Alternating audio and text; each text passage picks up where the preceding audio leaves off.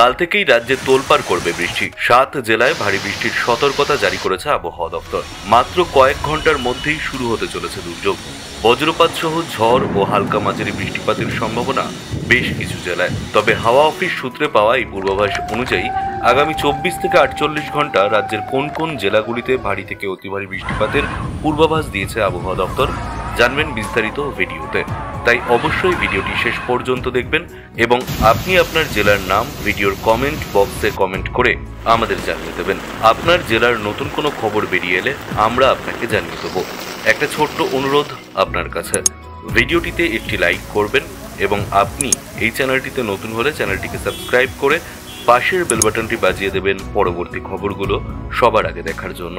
ব্যবসা গরম থেকে অবশেষে মুক্তি পেতে চলেছে বাংলা। আগামী কয়েক ঘন্টায় কলকাতা ও হাওড়া সহ রাজ্যের 2 জেলায় বজ্র বিদ্যুৎ সহ ঝড় বৃষ্টির সতর্কতা জারি করেছে আলিপুর আবহাওয়া দপ্তর। 30 থেকে 40 কিলোমিটার গতিবেগে দমকা ঝোড়ো হাওয়া বইতে পারে।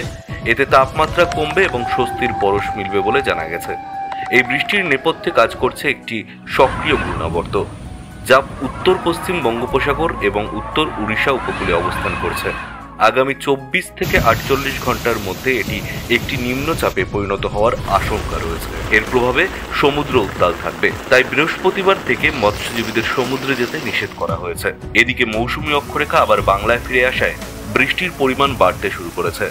দক্ষিণবঙ্গে বিক্ষিপ্তভাবে হালকা থেকে মাঝারি বৃষ্টি হতে পারে, তবে মঙ্গলবার থেকে এর পরিমাণ বাড়বে। দক্ষিণবঙ্গের 7টি জেলায় ভারী বৃষ্টির পূর্বাভাস দেওয়া হয়েছে। জলীয় বাষ্পের কারণে আর্দ্রতাজনিত অস্বস্তি এখনও কিছুটা থাকবে। অন্যদিকে আজ উত্তরবঙ্গে বজ্র বিদ্যুৎ সহ বৃষ্টির দেখা মিলেছে, বিশেষত মালদহ ও 2 দিনাজপুরে। আগামীকাল আলিপুরদুয়ার, কোচবিহার ও জলপাইগুড়িতে বিক্ষিপ্তভাবে ভারী বৃষ্টি হতে পারে। তবে শুক্রবার থেকে উত্তরবঙ্গের জেলাগুলিতে বৃষ্টির পরিমাণ কিছুটা কমবে বলেও জানিয়েছে হাওয়া অফিস। কলকাতাতে অস্বস্তি বজায় থাকলেও আগামীকাল থেকে বৃষ্টির পরিমাণ বাড়বে। দক্ষিণ 24 পরগনা ও হাওড়ায় বৃষ্টির সম্ভাবনা বেশি। শনিবার পর্যন্ত বজ্রবিদ্যুৎ সহ বৃষ্টির ধারা বজায় থাকবে।